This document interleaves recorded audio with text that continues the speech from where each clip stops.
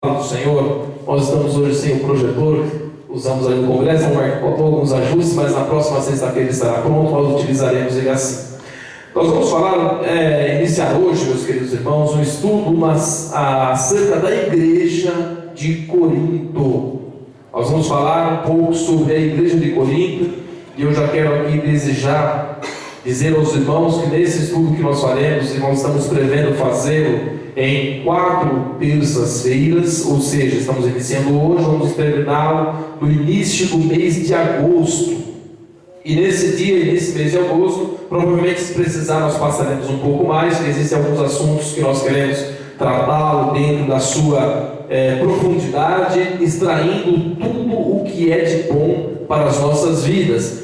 Tanto é que o tema dessa mensagem é Igreja de Corinto, uma igreja com grandes lições para nos passar. Uma igreja que tem grandes lições para nos passar. E nesse estudo nós vamos contar com a participação de muitos dos nossos obreiros. Nós vamos dividir alguns temas pedindo para que eles estudem e tragam esses temas aprofundados aqui, a igreja do Senhor. Eu quero convidar os irmãos para que nós possamos fazer uma leitura bíblica. A primeira carta de Paulo aos Coríntios, o capítulo de número 1.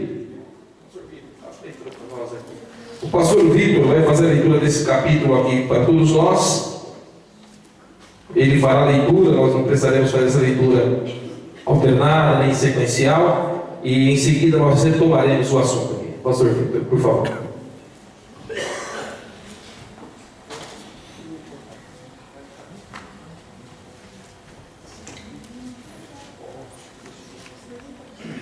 Pai do Senhor, irmãos. Amém.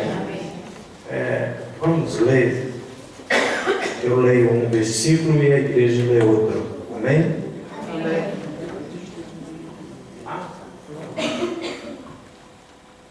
Então vamos prestar atenção. Os irmãos confiram com a sua Bíblia. E o pastor pediu para me ler completa. Eu vou tentar aqui. Eu esqueci do meu óculos. Mas qualquer coisa os irmãos me ajudam. Amém? Amém. A minha Bíblia pode ser que diferencie um pouco a leitura, mas o conteúdo é o mesmo. Versículo 1. Paulo, chamado apóstolo de Jesus Cristo, pela vontade de Deus, e o irmão Sóstenes, a igreja de Deus que está em Corinto, aos santificados em Cristo Jesus, chamados para ser santos, com todos os que em todo lugar invocam o nome de nosso Senhor Jesus Cristo, Senhor deles e nosso.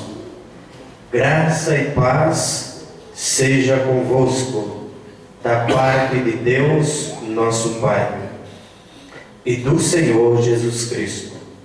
Sempre dou graças ao meu Deus por vós, pela graça de Deus que nos foi dada em Cristo Jesus.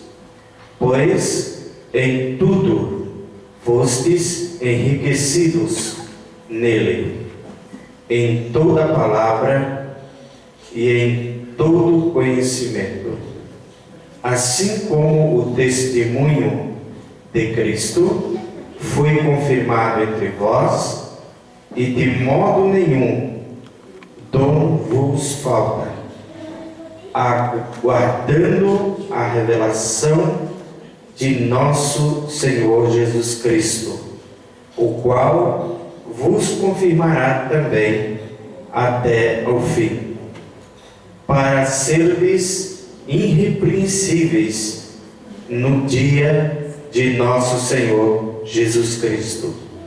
Fiel é Deus, pelo qual fostes chamado para a comunhão de seu Filho Jesus Cristo, nosso Senhor.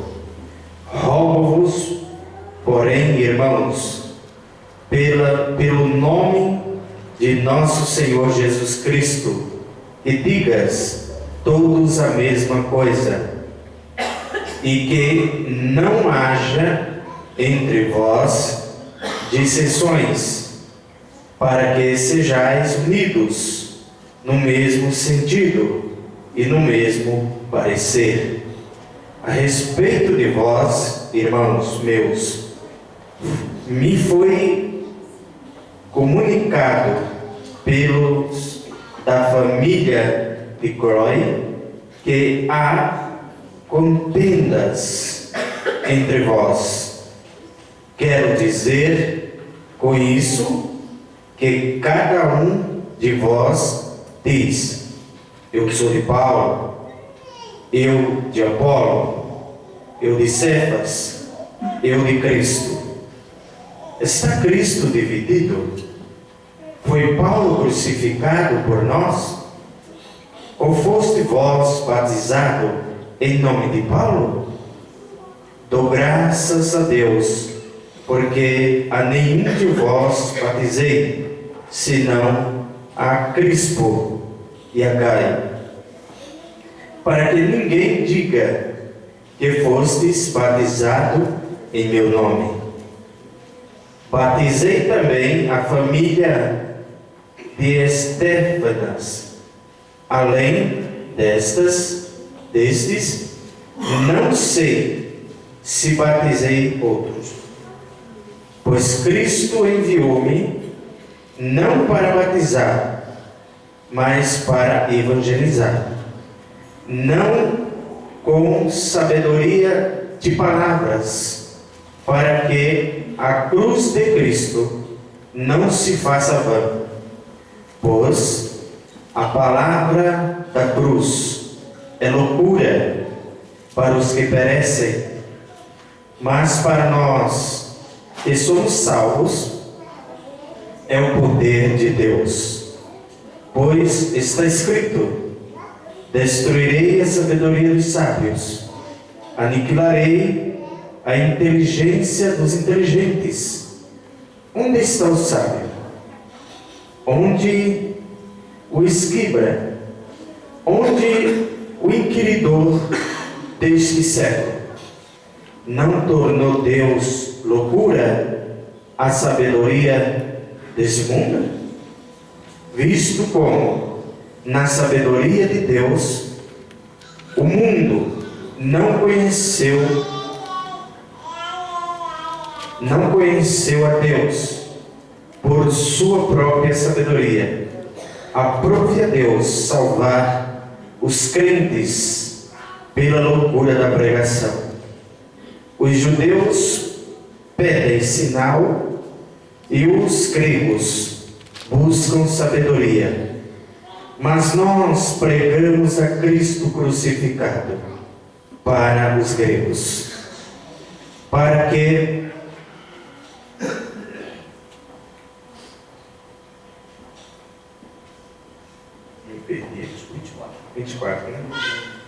mas para que os que estão chamados, tanto judeu como gregos, pregamos a Cristo,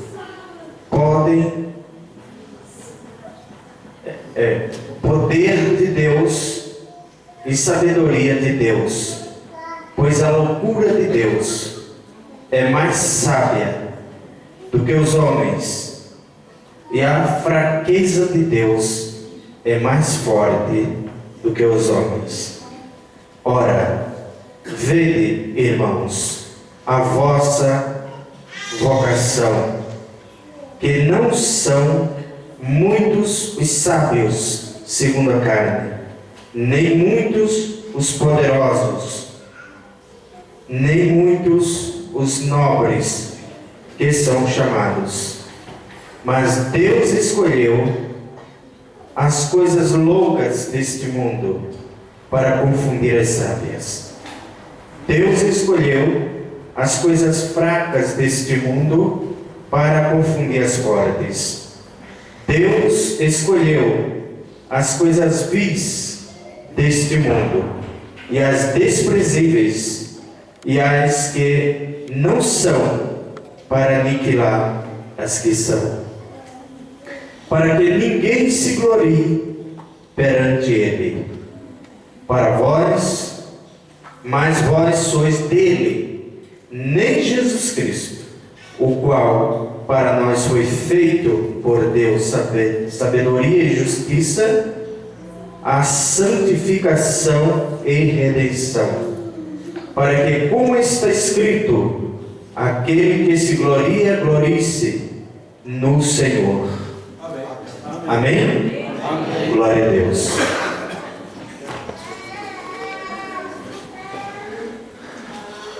Aleluia. Muito obrigado, pastor Vitor, pela leitura pausada, compassada, para que todos nós pudéssemos entender.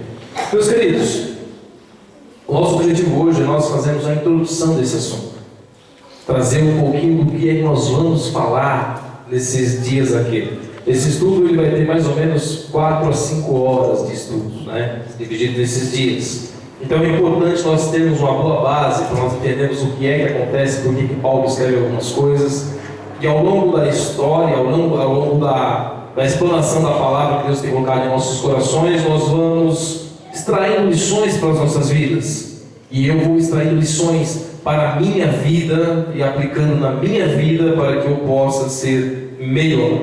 Meus queridos, primeiro ponto, nós queremos entender aqui, fazer um cenário, entender o que era a igreja de Corinto, aonde é que a igreja de Corinto estava situada, instalada, como é que estava a situação da igreja de Corinto. Primeiro, Corinto, ela é uma cidade portuária, uma cidade que até hoje, se você procurar no mapa, se você for no Google Earth, você vai encontrar lá, Ricardo, a cidade de Corinto, que fica na Grécia, ao lado da Itália. Olhando de frente, você vai ver a Itália à esquerda, passa ali um mar, aí você tem a Grécia. Na parte litorânea da Grécia, você vai encontrar a cidade de Corinto. E ali você vai ver que, se você buscar algumas definições, você pode procurar Corinto, escrito com K, que você consegue achar mais fácil. Ele tem ali mostrando a cidade de Corinto nos dias de hoje. Apesar de ter grande parte da cidade de Corinto destruída, você ainda vai encontrar ali a cidade portuária. A cidade de Corinto, por ser uma cidade portuária, ela representava muito para os gregos. A cidade de Corinto, ela era o canal de entrada de toda a economia da Grécia. Era o maior porto, não o único canal, mas o maior canal de entrada, o maior canal de movimentação de toda a economia da Grécia. Então tudo que se ia comercializar, alimentos que vinham, ou que saíam, o que entrava e que saía da Grécia, passava pela cidade de Corinto. Para nós fazermos uma análise, uma analogia, para nós entendermos um pouco mais fácil, a cidade de Corinto é como se fosse a cidade de Santos para nós hoje, onde temos o maior porto, onde é feito todo o escoamento de toda a produção dos grandes estados, das grandes produções do Brasil, além de outros portos, não são tão grandes como Santos, mas é onde se movimenta toda a economia. Por conta da cidade de Corinto ser uma cidade que movimenta toda a economia, onde tem muito movimento financeiro, onde existiam muitas pessoas, os irmãos sabem, e quem aqui conhece a cidade de Santos, sabe que a cidade de Santos, principalmente a região portuária, apesar de ser uma região próspera, uma região que movimenta muita economia, ela traz consigo também alguns problemas. A cidade de Santos, uma cidade portuária, ela tem consigo alguns problemas, que são inerentes a toda aquela economia crescente que tem. Problemas como violência, problemas como prostituição, problemas como drogas, problemas como a pluralidade, tem pessoas de todas as regiões do Brasil, de todas as regiões do mundo e se instalam naquela região. E na cidade de Corinto não era diferente. A cidade era uma cidade que chamava a atenção de todo mundo. Todo mundo queria viver na região de Corinto porque era uma região próspera, tinha trabalho, tinha o ganha-pão, tinham sustento, eles conseguiam trazer para si as finanças, eles conseguiam se enriquecer. Essa era a cidade de Corinto. Além de tudo isso, além disso, a cidade de Corinto também, por estar na Grécia, a Grécia, como diz alguns, ela é o berço de toda a filosofia, de todo o conhecimento. Tanto é que Paulo, escrevendo aqui, diz: olha, os gregos, os judeus buscam um sinal. Está lá no versículo número 22. Os judeus pedem um sinal e os gregos buscam sabedoria. Então é uma cidade onde tinha como referência o conhecimento e a sabedoria que eram expostos através da filosofia. Sócrates, Platão, Aristóteles e outros grandes filósofos que, inclusive, os seus pensamentos influenciam até o povo nos dias atuais. Esse é o berço, o local aonde a igreja de Jesus Cristo foi instalada. Uma cidade regada por pessoas de todas as regiões, pessoas de todos os costumes. Consigo trouxeram os seus deuses, consigo trouxeram as suas culturas, pessoas que estavam ali na região portuária, portanto, regado com muita prostituição, mulheres que estavam ali para se venderem por conta dos trabalhadores que estavam naquela região. Se fosse nos dias de hoje, tinha crack, tinha maconha, tinha cocaína, tinha tudo lá, se fosse nos dias de hoje. Então, na época, meus queridos, a cidade de Corinto, apesar de ser uma cidade próspera, ela era uma cidade que tinha a sua mente aberta para receber tudo e todos. E também tinha, por ser uma cidade grega, a cultura para oferecer. Existia em Corinto escola para os pensadores. Eles ficavam pensando. O serviço deles era pensar. Faziam as filosofias, as questões que às vezes nós olhamos aquelas frases que são muito famosas e muito conhecidas e citadas, inclusive frases que são verdades até. Aqueles gregos, eles ficavam o dia inteiro pensando, filosofando, criando um pensamento. Se você hoje for fazer uma faculdade de psicologia ou de filosofia, é impossível você não concluir essa faculdade se você decorar pelo menos uns 20 nomes de filósofos gregos naquela época. Porque ali, como disse, era tido como berço de toda a sabedoria e de todo o conhecimento. Paulo, então, é enviado por Deus para instalar a igreja na cidade de Corinto. Paulo chega em Corinto, ele não começa a pregar logo não, né, irmão Roberto? Ele vai fazer o que, irmão José Roberto? Vai dar uma organizada, vai trabalhar, vai fazer rede, vai trabalhar na cidade de Corinto. Depois, então, Paulo vai instalar a igreja. Paulo, então, instala a igreja por um tempo e vai embora. Aí entra o seguinte ponto, que eu gostaria de chamar a atenção dos irmãos para essa introdução. Primeiro, nós temos em nossas Bíblias Sagradas a primeira carta de Paulo aos Coríntios e a segunda carta de Paulo aos Coríntios, correto? Alguém tem a terceira aí ou não? Tem, ô Ricardo, dá uma olhada aí. Tem a terceira? Tem, olha o Ricardo. Não, né? Não tem, não, é qual pedaço. Tem sim a terceira carta de Paulo aos Coríntios aí? Tem, ô Edgar? Não? Tem certeza? Tem, ô Marildo? Tem terceira carta aí na sua Bíblia? Tem? Na Bíblia não. Mas na realidade, Paulo escreveu 3 cartas aos Coríntios. Foram 3 cartas escritas aos Coríntios. 2 estão registradas aqui, que nós conhecemos. E uma, ela extraviou. E a base que nós temos para dizer isso está lá. Abra sua Bíblia comigo, por favor. É na primeira carta de Coríntios. Primeira carta, é óbvio. No capítulo de número 5, versículo de número 9. Pastor, a minha Bíblia está incompleta. Meu querido, fica tranquilo. Se tivesse alguma doutrina nessa primeira carta que nós deveremos saber, que nós devemos seguir e nós não estamos seguindo, fica tranquilo que Deus não leva em conta o tempo da ignorância.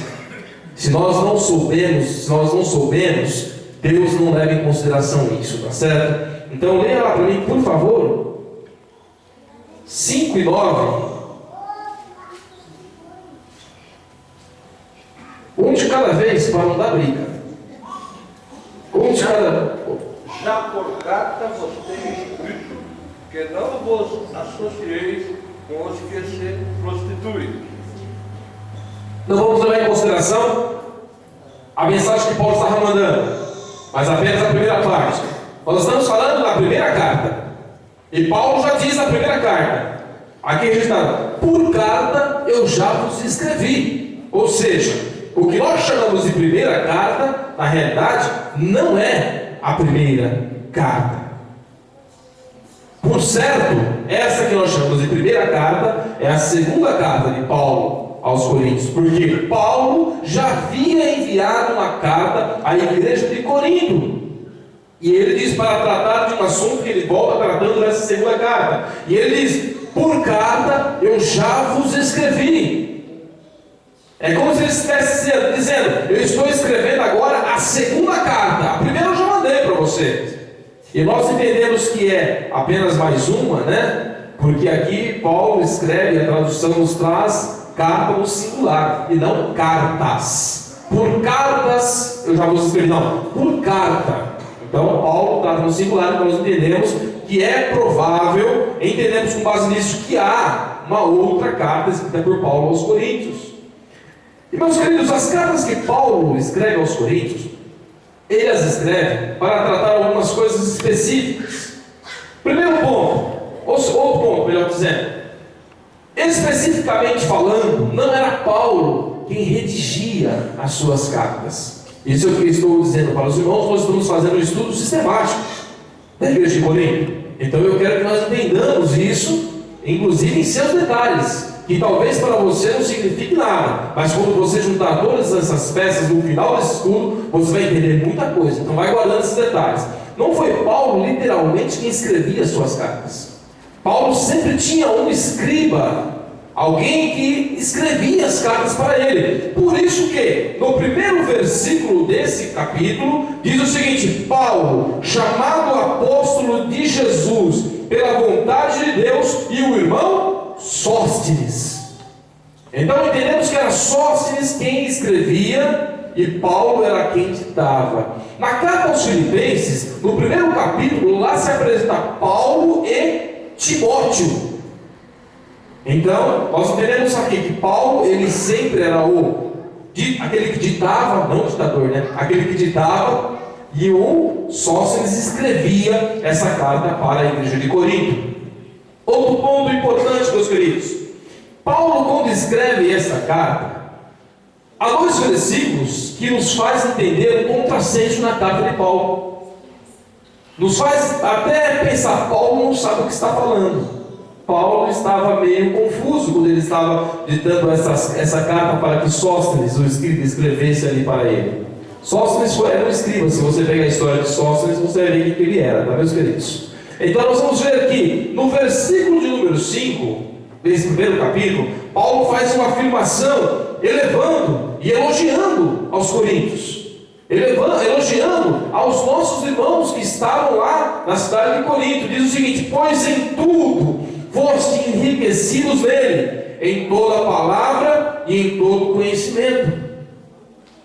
Paulo inicia a sua carta dizendo aos nossos irmãos: vocês são privilegiados, vocês foram abençoados em conhecimento, em palavras. Paulo estava se referindo à questão cultural dos coríntios. Paulo não estava se referindo à questão espiritual dos coríntios. Talvez se nós olharmos isso, entendendo que Paulo estava se referindo à questão espiritual, nós chegaremos à conclusão que Paulo estava cometendo aqui uma gafe muito grande. Porque mais à frente, no versículo de número 10, Paulo nos mostra e nos revela o caráter espiritual da igreja de Corinto.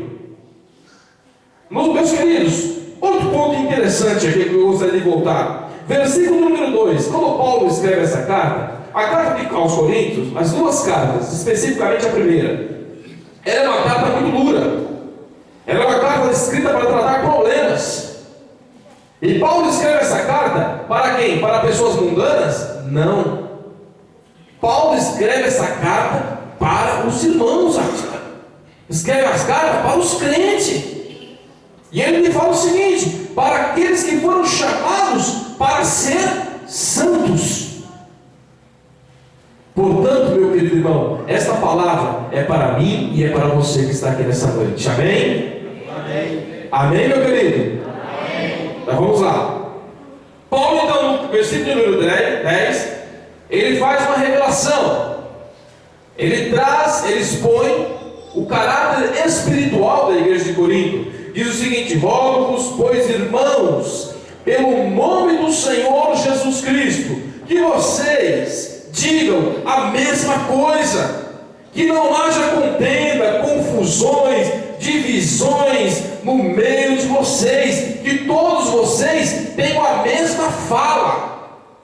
Era isso que Paulo estava dizendo para a igreja que foi chamada para ser santo, que foi privilegiada em palavra e em conhecimento. Paulo escreve esta carta para tratar problemas da igreja. Meus queridos, entenda, a igreja de Corinto estava instalada numa região que ela era bombardeada por todos os lados. Ela era bombardeada por problemas morais, por problemas espirituais, por problemas de relacionamentos, que nós vamos tratar um pouquinho mais à frente aqui. Apenas um detalhe, para dar a introdução a esse assunto, para os irmãos entenderem o que é que nós vamos tratar nesses dias aqui, nessas terças-feiras. Paulo escreve, por quê? A igreja de Corinto, primeiro, estava instalada numa região portuária onde tinham muitas prostitutas, e as prostitutas se converteram ao cristianismo. Nós vamos tratar isso em mais detalhes. Mas um dos símbolos das mulheres, que identificavam as mulheres como prostitutas naquela época, era elas terem os seus cabelos cortados à la homem, cabelo curtinho, quase do zero. É o que identificava culturalmente falando. Na região de Corinto, da Grécia, as mulheres que eram prostitutas tinham seus cabelos cortados como na homem, era um símbolo, culturalmente falando. Assim como nós temos um símbolo de uma mulher casada aqui no Brasil e em outros países, na maioria dos países, o símbolo é ter uma aliança no dedo. Lá em Corinto, ela ter o cabelo cortado simbolizava ser prostituta. Por isso que Paulo trata isso, e nós vamos falar isso um pouco mais à frente. Paulo também precisou tratar problemas de ordem moral. Por quê? A igreja de Corinto, ela recebeu pessoas que foram convertidas, que foram ganhas por Paulo e por outros que pregaram ali, que vieram do paganismo. A igreja de Corinto, na região de Corinto, existiam duas grandes influências malignas, diabólicas, que influenciaram moralmente, negativamente, a vida moral das pessoas. Dois deuses que influenciaram isso na igreja de Corinto, um deles era Afrodite. Afrodite, conhecida pelos gregos como a deusa da fertilidade. Então Afrodite tinha um trono, tinha um templo criado para Afrodite, ali na região da Grécia, que ficava a 580 metros de altura na montanha, e ali existia, se não me falha a memória, 1000 sacerdotisas que eram prostitutas e se ofereciam o seu corpo como culto a Afrodite. Também uma outra influência que eles tinham, os jovens, os moços tinham, era o deus chamado Apolo.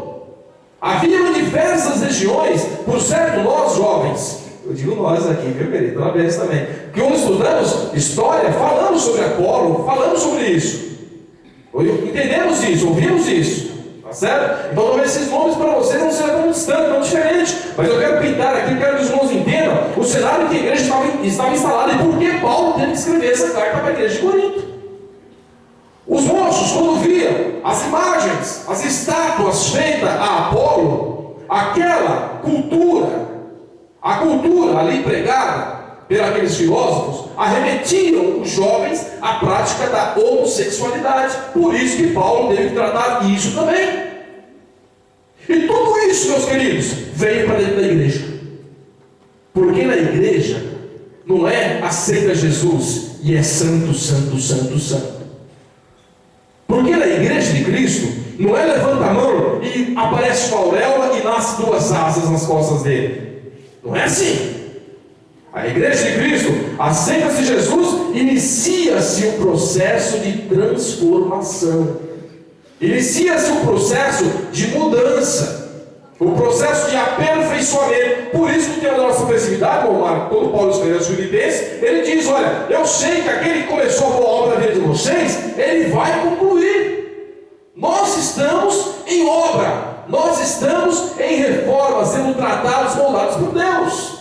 E aqui a igreja de Corinto não era diferente, mas tinha um problema também na igreja de Corinto. A igreja de Corinto, ela era também, tinha ali no meio da igreja de Corinto, pessoas sábias, pessoas inteligentes, pessoas que tinham uma boa eloquência, que sabiam falar bem, que sabiam expor bem aquilo que ele estava pensando, a sua ideia, a ponto de convencer a todas as pessoas, alguns mais, outros menos. E isso era muito comum no meio dos gregos, porque no meio dos gregos haviam ali os grandes sábios, e esses sábios traziam para si adeptos. Esses adeptos, eles eram partidários desse sábio e defendia tudo aquilo que esse sábio fazia. Os irmãos então, agora convertidos, largaram toda a sabedoria humana, vindo para a igreja, trouxeram consigo essa cultura diabólica. Por isso que Paulo teve que combater esse outro ponto que falamos aqui no versículo de número 10. Tenho sabido que entre vós há dissensões. E ainda ele fala aqui, e refere-se a alguns, como alguns dizem que sou de Paulo, outros dizem que sou de Cefas, outros dizem que sou de Apolo. Paulo precisou combater isso. Cada um desses pontos que eu estou comentando aqui para os irmãos hoje é só uma introdução. Nós vamos nos aprofundar em cada um deles. Por isso que eu disse que talvez nós precisemos de alguns tempos, um tempinho um pouco a mais. Outro ponto, meus queridos, importante. Paulo, nessa primeira carta que ele escreve, é a continuação da primeira, né? Na realidade, para nós primeira, mas para Paulo já não era mais a primeira. Paulo, ele está combatendo um problema sério que já existia na igreja há algum tempo atrás. Os irmãos podem observar que, se não me falha a memória, deixa eu até ver se eu anotei isso aqui para não errar.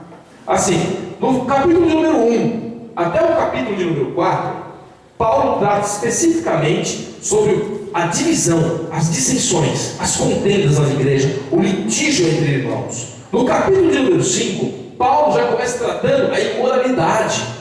E Paulo está falando assim: ó, arranque do meio de vós. Eu sei que no meio de vocês tem aí um rapaz que está tendo relacionamento com a sua mãe, com a esposa do seu pai. Paulo estava falando isso para quem? Para a igreja. Para a igreja. Vamos lá. E depois disso, no capítulo número 5, Paulo vai tratar problemas mais específicos, como ordem do culto, comida sacrificada a ídolos, adoração, ressurreição, oferta.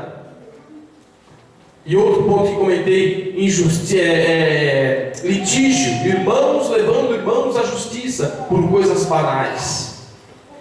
Meus queridos, eu tenho certeza que nesses dias que nós estaremos aqui tratando desse assunto, Deus falará conosco. Amém, meus irmãos? Amém. Você pode dizer um amém, meu querido? Amém. Então tá bom. Talvez a semana que vem você não venha. Talvez a semana que vem você fala: acho que o caldo vai ser grosso, eu não vou não.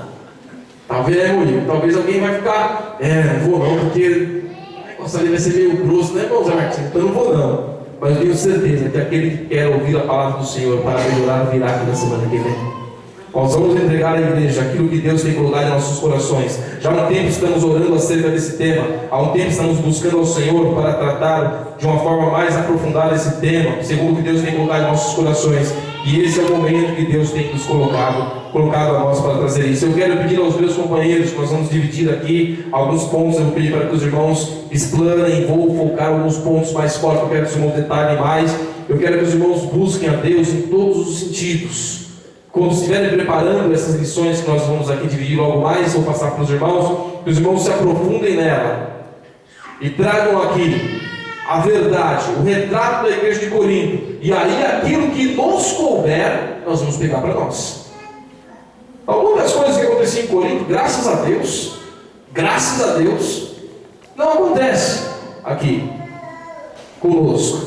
Mas algumas coisas acontecem comigo, algumas coisas acontecem com você, algumas coisas acontecem com o A, com o B, com o C. Cada um vai pegar a sua parte. Cada um vai pegar a sua parte. Tá certo, meus irmãos? Nós vamos parar por aqui hoje. Hoje é só a introdução. Na semana que vem, nós vamos falar sobre o capítulo de número 1 e capítulo de número 4. As dissensões, as facções, as pelejas, as injúrias, os litígios que havia na igreja de Corinto. O problema que a igreja de Corinto estava enfrentando por conta desses litígios. Meu querido, eu quero que você curve sua cabeça nessa hora. E eu quero fazer uma oração com você nesse momento. Pai Santo, em nome do Senhor Jesus, nós oramos a Ti nesta hora, Senhor. Sabemos, Deus, que estamos entrando em um tema, Pai Celestial, delicado e importante para a Tua igreja. Mas, meu Senhor, eu suplico a Ti graça, misericórdia, meu Deus, para que nós possamos conduzir esse estudo segundo a Tua graça e a Tua misericórdia para as nossas vidas, segundo o Teu propósito, Senhor. Meu Deus, eu peço ainda, meu Pai, que Tu venha abençoar a cada um dos meus irmãos, Pai. Aqueles que não estão aqui, que por certo virão na semana que vem. Aqueles, Senhor Deus, que estão aqui, Senhor, que talvez está pensando em não vir na semana que vem. Meu Senhor, toque no coração dele e mostre, Pai, que esta palavra é importante para a vida dele. Meu Pai, em nome do Senhor Jesus, eu suplico a Tua graça, a Tua misericórdia, em nome de Jesus. Amém, Senhor. Amém. Meus queridos irmãos, eu quero pedir para que nós, com Marcos, faça a leitura dos envelopes de